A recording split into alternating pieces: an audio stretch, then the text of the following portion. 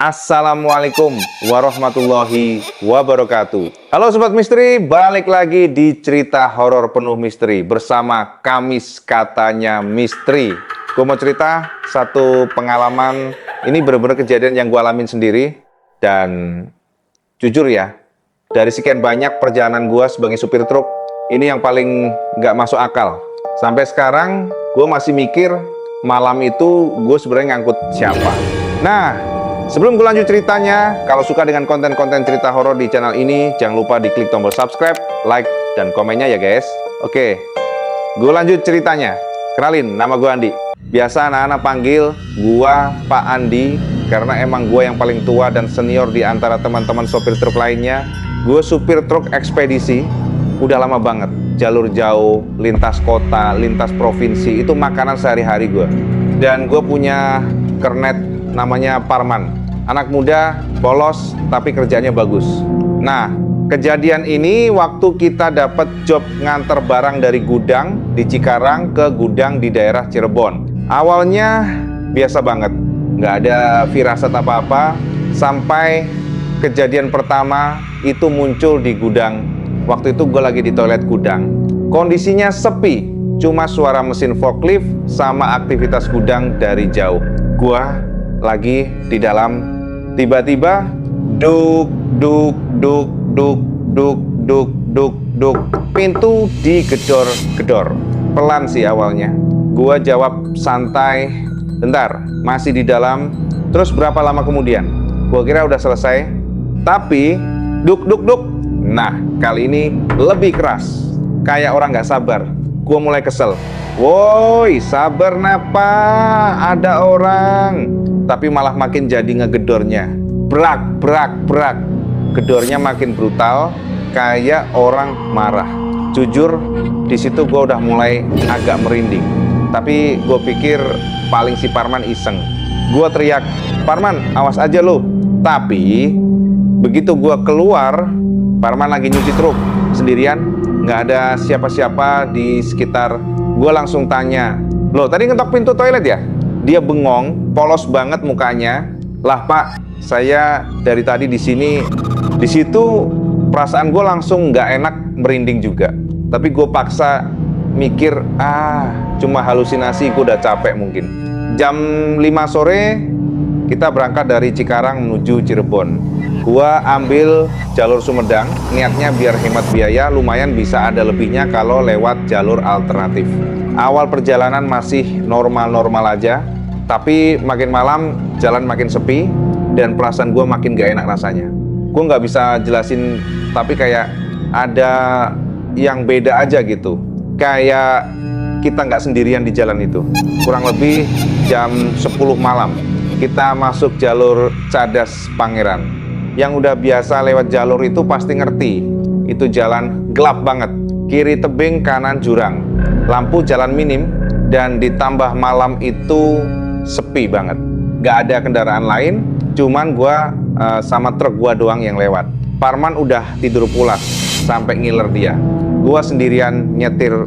Pas gua lagi fokus nyetir, tiba-tiba keras banget, kayak gua nabrak sesuatu yang berat. Setir langsung getar, truk oleng. Gua refleks injek rem, ban sampai bunyi gesek. Jantung gua langsung mau copot.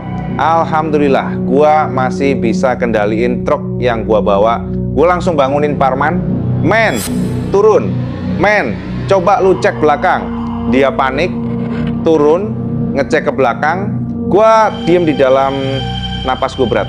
Masih kaget dan bingung, gua nabrak apaan? Suasananya sunyi banget, sepi banget, nggak ada suara apa-apa. Beberapa menit kemudian, Parman balik, mukanya bingung. Pak, nggak ada apa-apa.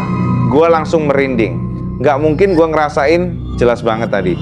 Parman coba balik ke belakang lagi untuk ngecek buat pastiin lagi, takutnya ada binatang atau kucing yang ketabrak. Dan di detik itu, di kaca pintu samping, tiba-tiba ada perempuan. Tiba-tiba aja udah ada di situ. Gue nggak lihat dia datang dari mana. Terus gue kaget. Tahu-tahu udah di situ aja itu perempuan. Pakai baju putih, rambut panjang nutup sebagian wajah. Kulitnya pucat banget, kayak gak ada darahnya. Dan dia diem, natap ke arah gua. Jujur, itu pertama kalinya gue ngerasa takut banget di jalan, tapi gue tahan. Gue tanya, suara gue agak gemeter, mau kemana Neng, malam-malam gini? Dia jawab pelan, datar, hampir nggak ada ekspresi, antarkan saya pulang. Gue merinding banget, tapi entah kenapa gue nggak nolak. Kayak ada dorongan buat nurut aja gitu. Gue bilang, ya udah, naik aja Neng. Parman baru balik dari belakang, terus Parman naik lagi ke truk. Perempuan itu duduk di sebelah Parman. Parman masih belum sadar sepenuhnya. Gue bilang ke Parman, Man, geser dikit. Dia nurut walau mukanya bingung banget. Perjalanan lanjut lagi, dan suasana di dalam kabin berubah, dingin, bukan dingin AC, dinginnya aneh. Parman tiba-tiba bilang pelan, Pak, bau melati ya. Gue diem, karena sekarang gue juga mulai nyium wangi, tapi gak enak. Gue pura-pura santai, perasaan lo aja kali. Beberapa menit kemudian, wanginya hilang, diganti bau busuk, busuk banget, kayak bau bangkai. Parman langsung nutup hidung, Pak, ini bau apaan sih? Gue mulai panik, tapi gue tahan. Udah diem, padahal gue sendiri hampir muntah. Gue gak berani nengok ke samping sama sekali, karena gue tahu kalau gue nengok mungkin gue bakal lihat sesuatu yang gak mau gue lihat. Tiba-tiba perempuan itu ngomong lagi, berhenti, di depan itu rumah saya. Suaranya lebih pelan, lebih dingin. Gue lihat ke depan dan gue lihat itu rumah cuman sendirian di pinggir jalan, lampunya redup. Gue tanpa mikir langsung minggir. Gue bilang ke Parman, Man, turun dulu. Dengan wajah bingung, Parman turun. Dan beberapa detik kemudian, dia teriak, Pak, ini kuburan. Gue langsung beku, kaget. Perlahan, gue lihat ke depan, lagi rumah itu nggak ada. Yang ada cuma pemakaman, cuma kelihatan nisan. Gelap banget kondisinya.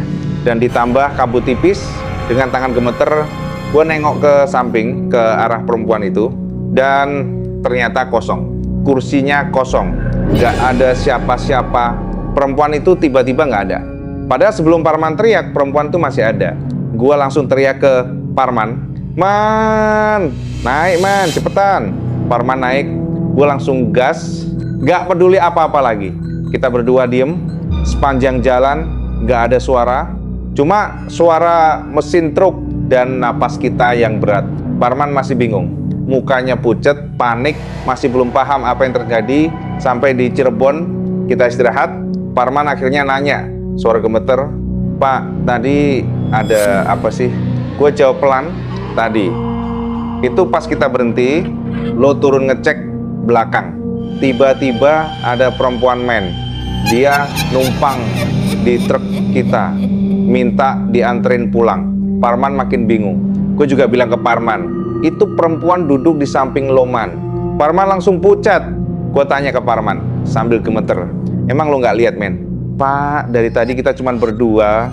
Di situ gue sadar, yang gue angkut tadi, yang gue ajak ngobrol, yang duduk di samping gue bukan manusia.